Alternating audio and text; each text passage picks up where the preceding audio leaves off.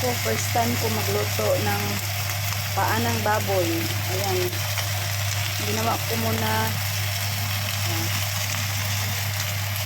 ano po muna, parang ipa-brown ko lang siya without mantika siya. Oh. Pero nagmantika siya, guys. Tingnan mo. Kunti-kunti. Without mantika siya. Pinapa-brown ko lang yung paa. Ayan. Hayaan ko lang muna siyang mag-brown. Takpan ko. Ito na yung ano guys, pinapa-brown ko ng kunti. Ayan. Ngayon nag-fry ako, inano ko lang yung garlic at saka onion guys. So ngayon ilalagay ko na yung paa ng manok. Ay, paa ng manok. Paa ng baboy. So ilalagay ko na lahat yan sa loob. Dali ha.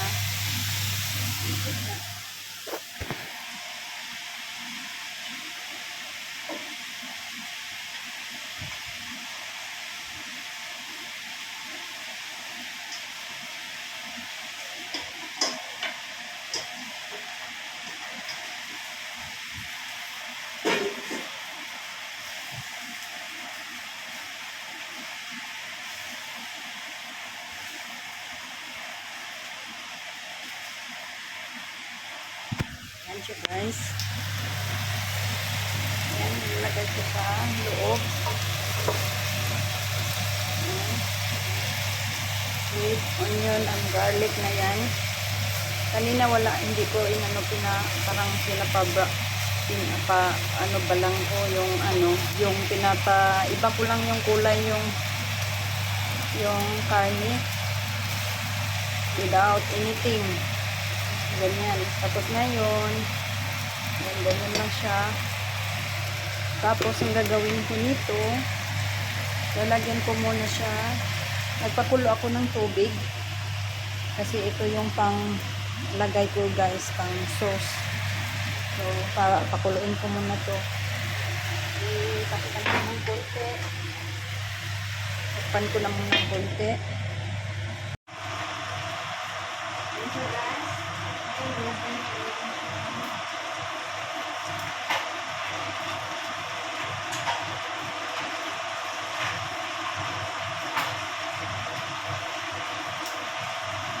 Nilagyan ko siya ng rice wine.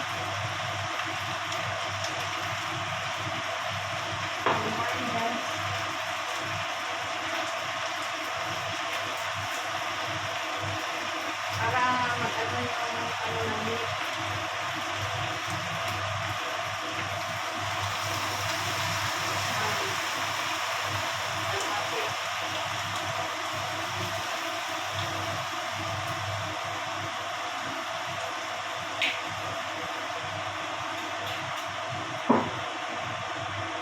First time ko ngayon nagluto ng paa ng baboy. Kahit kung anong lasa.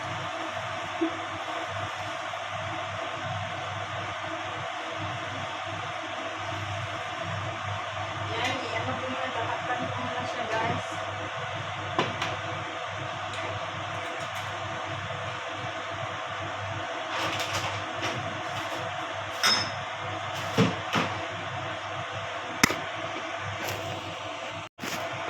Yan siya guys. Lalagyan ko siya ng ano,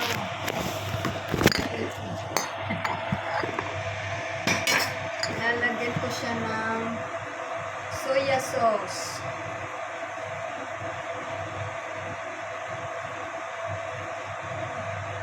Maraming soya sauce.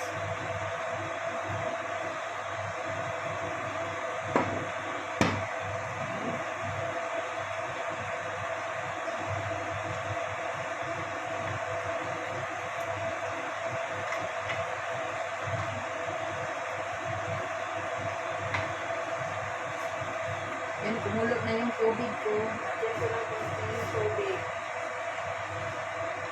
Para ano siya, a-absorb siya.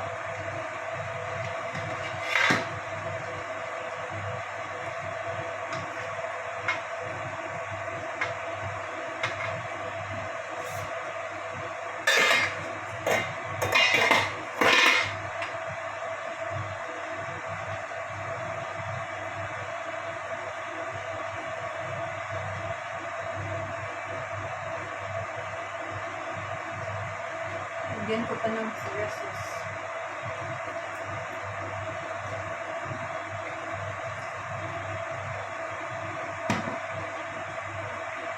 Wala kasi kaming dark sauce. Pero hindi ako maglalagay ng dark sauce nito, guys. Soya sauce lang. Ayan. Ayan siya. Hayaan ko lang siyang mas-soft yung meat. Ano ko muna yung meat niya. Kailangan mas-soft siya. Tapos naka-ready na yung ano ko, guys. Ano ba yun? Yung banana blossom. Ito. Naka-ready na. Saka lalagyan ko siya ng black beans. Ito, may black beans ako. Tapos, lalagyan ko siya dito. Yung bili. Maya-maya, i-ano ko muna yung meat niya. Ipa-soft ko muna. I-slow fire ko lang siya.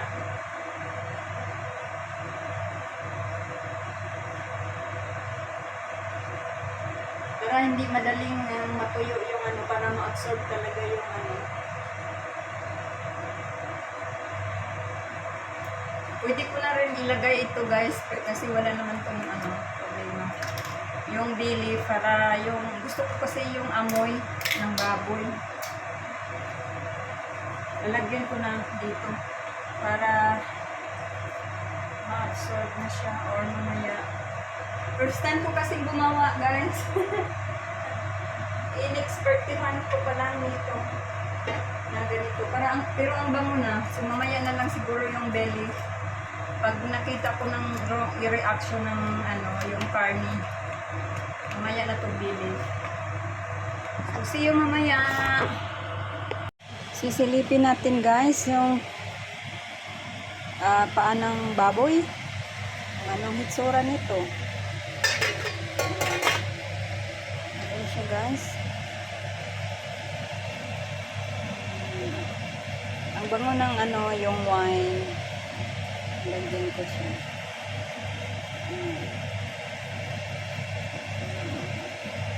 Ang dami to, guys. Parang 2 kilo yatang niluto ko ngayon. 2 kilong higit. Kasi nagdagdag ako ng isang pakiting galing sa Fair Price. Diba? Yung palambutin pa natin. Hindi pa siya talaga malambot.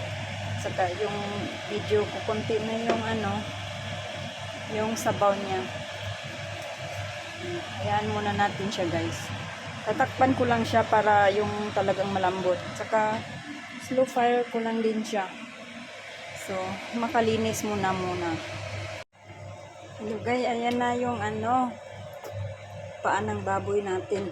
Ayan na siya, guys.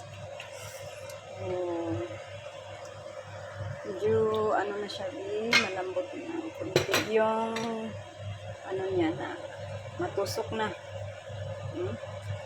Maano na siya na. Pero gusto ko yung lambot na matatanggal talaga siya sa buto niya, yung balat. Yung ganun. Dahan-dahan lang yung fire pa rin. So, ang gagawin ko ngayon, ilalagay ko na lang dito yung ano, guys, yung tawag nito? Yung ano, puso ng saging. Lagay ko na siya dyan.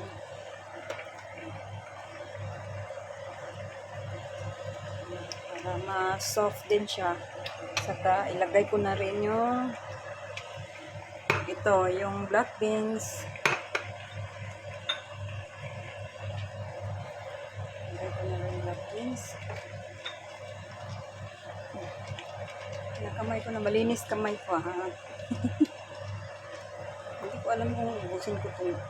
Kasi hindi ko alam kung magustuhan nila itong black beans, eh. Pero malambot naman yung black beans. Ganda ito, para may beans siya. Ayan. Saka yung sarap na siya, guys. Dadagdagan ko pa siya ng soya sauce kasi medyo maputla pa siya, guys.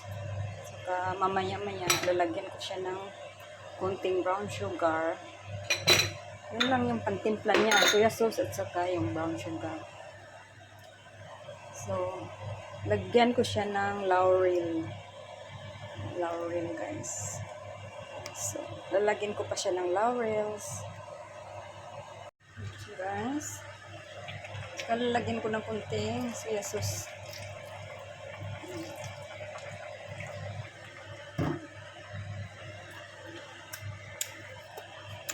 Lagyan ko ng kunting soya sauce para mag-brown siya, guys. Ilagay ko na yung ano.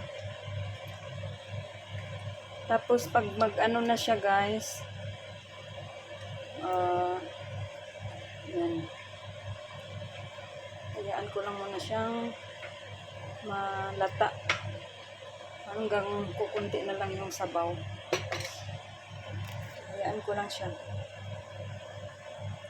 Ito yung ano ko, tawag nito, pork leg, adobo, or ano to, humba. Hindi ko alam. Hello guys, ayan na yung humba ko na paa na baboy for dinner mamaya. Ayan na siya, guys. Oh, thank you. First time ko na nagluto ng paa ng baboy. Talagang inano ko lang sa sarili ko. Kaya ko to lutuin. Basta yung hindi lang ako maglagay ng mga yung isahog dito na hindi nila kinakain. Pero yung ang bago lang dito yung ano, yung banana blossom saka yung black beans, hindi ko alam kung kakain sila niyan. Pero ayan, mapili naman kasi maliit eh. Nadudurog na yung ano, black beans eh. Diba? Ayan na siya, guys. Luto na siya. Tikman natin kung okay ba yung lasa.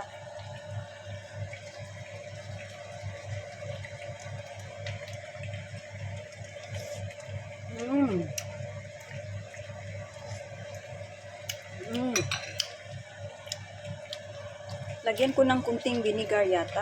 Ano ba? Kunti lang. Try ko. Kainin kaya nila kung may vinegar. Kunti lang siya, guys. Lagay ko. Lagyan ko mamaya. Ayan na siya, guys. Yung humba ko. Luto na. Tama na yung sabaw kasi kunti na lang yung sabaw eh. Mas maganda yung may sauce, kunti. Diba, guys? Tapos na yung dinner ko. Humbang paang baboy. Ano ba yung pangalan nito? Pork leg.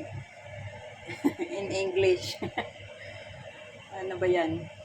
Yan. Siya, guys. Thank you. Thank you. Thank you. Nakaluto na ako din. Marunong na ako magluto ng panang baboy. Ganito lang palang pagluto. Ayan na siya. Thank you. Hindi siya masyadong mantika. Wala siyang mantika eh. Ayan. Okay, bye-bye. Antayin ko na lang silang dumating. Ready na yung dinner nila. Gulay na lang lutuin ko. Ayan.